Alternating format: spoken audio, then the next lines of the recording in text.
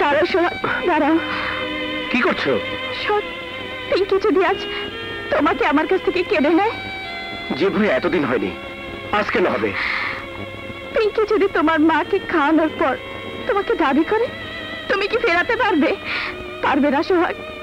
তাই আমি তার আগেই তোমাকে তোমাকে আপন করে নিতে চাই। সোহাগ, সোহাগ, সোহাগ।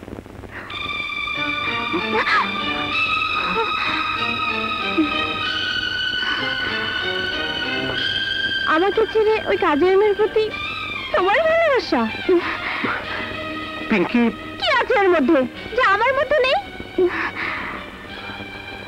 কি দিতে পারবে কুসুম যা আমি দিতে পারবো না?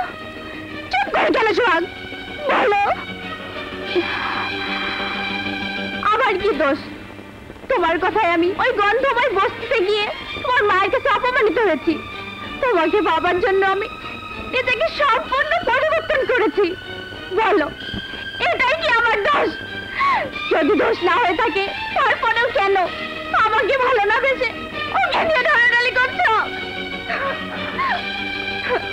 ওর কি আছে? রূপ, সৌন্দর্য?